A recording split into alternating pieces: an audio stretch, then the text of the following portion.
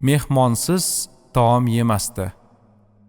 Katta hovlining kirish tomonida alohida bir xona bor. Keng va shinam. Yaxshi gilam va ko'rpachalar solinib, kiraverishiga obdastalar terib qo'yilgan. Yonida alohida hojatxona va tahoratxonasi bor. Butun hovliga rayhon ekilgan bo'lsa-da, ushbu xona oldida ko'proq bo'y cho'zgan bo'lib, muattar hidi dimoqqa uriladi. Toza sochiqlar osilgan ilgakning oldida xushbo'y mushku ambarlar turadi. Ushbu xonaning bunday e'tiborga loyiqligi sababi uning mehmonxonaligi edi. Bugungi kunda butun islom dunyosida mana shunday alohida mehmonxonalarning tobora ko'payib ketayotganligi ham baraka omillaridan o'zi. Ta'riflaganimiz uyni Abdullohning xonadoniga kelganlar biladi. Chunki u yerga mehmondan bo'lak hech kim kirmasdi. Mehmonxonada kitob o'qish uchun lavhlar qo'yilgan bo'lib, kirgan odamning daf'atan e'tiborini tortardi. Aytilmasdan ilmga targ'ib, so'zlanmasdan o'qishga muhabbat bor edi bunda. Hadisi sharifda mehmon uchun 1 dirham xarajat qilgan, Alloh subhanahu va taolo yo'lida 1000 dirham ihson qilganning savobini topadi. Kimki mehmonni yaxshi ko'rib, e'zozlasa, Alloh subhanahu va taolo jannat eshigini uning yuziga ochib qo'yadi deyilgani uchun ham Abdulloh mehmonni alohida yaxshi ko'rardi.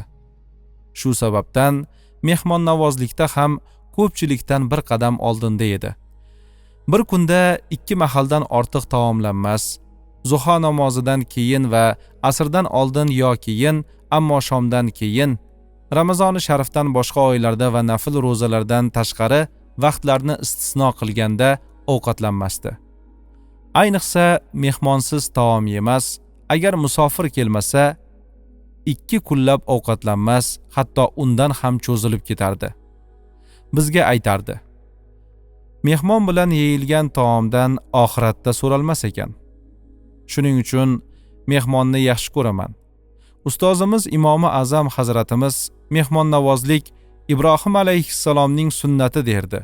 U kishi alayhissalomning yana bir ismlari Abu Zayf, ya'ni mehmonning otasi degan ma'noda ekan. Rivoyat qilishlaricha Ibrohim alayhissalom ham mehmonsiz taom yemas, agar musofir kelmasa bir necha chaqirim atrofni aylanib izlarkan. Abdulloh to keksayguncha ham mehmonlarga qo'lidan kelguncha xizmat qildi. Umrining so'nggi vaqtlarida ham mehmon do'stligini tark etmadi. U o'zi chaqirgan mehmonni hurmatlar, ammo chaqirilmasdan kelgan musofirni Allohning mehmoni deya alohida e'zozlardi. Chunki Musa alayhissalomga Alloh taolo mehmonni yaxshi ko'rish, ayniqsa kutilmaganda kelgan mehmonni e'zozlashni buyurgan ekan. Zamonamizning buyuklari Sufyon Savriy, Fuzayl ibn Iyos, Imom Malik kabilar Abdulloh ibn Muborakka bu dunyoda o'xshashi ham, tengi ham yo'q deganlarining isbotini har ishlarda ko'raman. Do'stim, Allohim senga ne buyuk qalb, jo'martlik bergan. Koshki sening do'stligingga munosib bo'lsam.